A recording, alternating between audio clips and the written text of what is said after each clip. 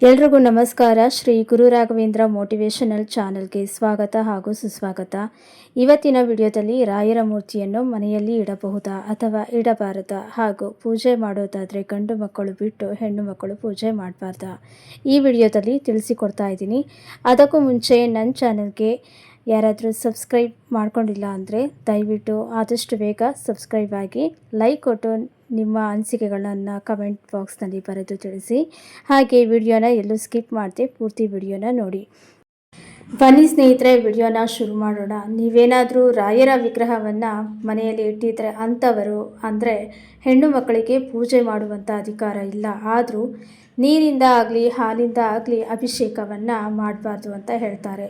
ಹಾಗೆ ಮಾಡೋದಾದರೆ ಗಂಡು ಮಕ್ಕಳಿಂದ ಅಭಿಷೇಕ ಆಗಲಿ ಪೂಜೆ ಆಗಲಿ ಮಾಡಬಹುದು ಅಂತ ಹೇಳ್ತಾರೆ. ಆದರೆ ಈಗಾಗಲೇ ಮೂರ್ತಿನ ಮನೆಯಲ್ಲಿ ತಂದು ಇಟ್ಟಿರ್ತೀವಿ ನಾವು, ಅಂದರೆ ಹೆಣ್ಣು ಮಕ್ಕಳು ರಾಯರ ಮೂರ್ತಿಯನ್ನು ಹಾಗೆ ಇಟ್ಟು ಪೂಜೆ ಮಾಡ್ಬೋದು. ಅಕಸ್ಮಾತ್ ಮನೆಯಲ್ಲಿ ಗಂಡು ಮಕ್ಕಳು ಇದ್ದಾರೆ ಅಂದರೆ ಅವರಿಂದಲೇ ನೀರಿಂದ ಆಗಲಿ ಹಾಲಿಂದ ಆಗಲಿ ಅಭಿಷೇಕವನ್ನು ಮಾಡಿಸಿ ಹಾಗೆ ತುಳಸಿ ದಳವನ್ನು ಇಟ್ಟು ಪೂಜೆ ಮಾಡೋದ್ರಿಂದ ತುಂಬಾ ಶ್ರೇಷ್ಠ ಅಂತ ಹೇಳಲಾಗಿದೆ. ಮತ್ತು ಹೆಣ್ಣು ಮಕ್ಕಳು ಯಾಕೆ ರಾಯರಿಗೆ ಪೂಜೆ ಮಾಡಬಾರ್ದು ಅಂದರೆ, ವೈಷ್ಣವ ಸಂಪ್ರದಾಯದಲ್ಲಿ ಹೆಣ್ಣು ಮಕ್ಕಳಿಗೆ ಪೂಜೆ ಮಾಡೋದಾಗಲಿ ವಿಗ್ರಹ ಪ್ರತಿಮಾರ್ಚನೆ ಮಾಡೋದಾಗಲಿ ವೈಷ್ಣವ ಸಂಪ್ರದಾಯದಲ್ಲಿ ಇಲ್ಲದೆ ಇರೋದ್ರಿಂದ ಹೆಣ್ಣು ಮಕ್ಕಳು ಮಾಡೋ ಹಾಗೆ ಇಲ್ಲ.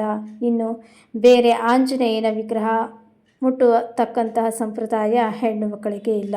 ಈ ಸಂಪ್ರದಾಯ ಹೆಣ್ಣು ಮಕ್ಕಳಿಗೆ ಇಲ್ಲದೇ ಇರೋದ್ರಿಂದ ಆದಷ್ಟು ಹೆಣ್ಣು ಮಕ್ಕಳು ಮನೆಯಲ್ಲಿ ವಿಗ್ರಹ ಇದ್ದರೆ ಅದಕ್ಕೆ ಅಂದರೆ ರಾಯರಿಗೆ 2 ತುಪ್ಪದ ದೀಪವನ್ನು ಇಟ್ಟು ಪೂಜೆ ಮಾಡ್ಬೋದು. ಅದು ಬಿಟ್ಟು ಬೇರೆ ಯಾವುದೇ ಅಭಿಷೇಕ ಮಾಡೋದಾಗಲಿ ಅವೆಲ್ಲ ಹೆಣ್ಣು ಮಕ್ಕಳಿಗೆ ಮಾಡತಕ್ಕಂಥದ್ದಲ್ಲ. ಹಾಗೆ ಮನೆಯಲ್ಲಿ ಬೇರೆ ದೊಡ್ಡಪ್ಪನ ಮಕ್ಕಳು, ಚಿಕ್ಕಪ್ಪನ ಮಕ್ಕಳು, ಗಂಡು ಮಕ್ಕಳು ಅಥವಾ ಮಾವನ ಮಕ್ಕಳು ಯಾರಾದರೂ ಇದ್ದಲ್ಲಿ ಅವರಿಂದ ಅಭಿಷೇಕವನ್ನು ಮಾಡಿಸಿ ತುಳಸಿ ದಳವನ್ನು ಇಟ್ಟು ಪೂಜೆ ಮಾಡಿಸುವಂಥದ್ದು ಇನ್ನು ಮನೆಯಲ್ಲಿ ತುಂಬಾ ಒಳ್ಳೆಯದು ಅಂತ.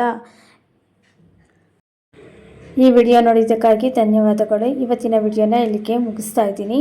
ಈ ವಿಡಿಯೋ ನಿಮಗೆ ಏನಾದರೂ ಇಷ್ಟ ಆಗಿದ್ದಲ್ಲಿ ದಯವಿಟ್ಟು ಒಂದು ಲೈಕನ್ನು ಕೊಟ್ಟು ನಿಮ್ಮ ಫ್ರೆಂಡ್ಸ್ಗೆಲ್ಲ ವಿಡಿಯೋವನ್ನು ಶೇರ್ ಮಾಡಿ. ಹಾಗೆ ಈ ವಿಡಿಯೋ ಅನಿಸಿಕೆಗಳನ್ನು ನಮ್ಮ ಕಮೆಂಟ್ ಬಾಕ್ಸ್ನಲ್ಲಿ ಬರೆದು ತಿಳಿಸಿ ಅಂತ ಕೇಳ್ಕೊಳ್ತೀನಿ. ಧನ್ಯವಾದಗಳು.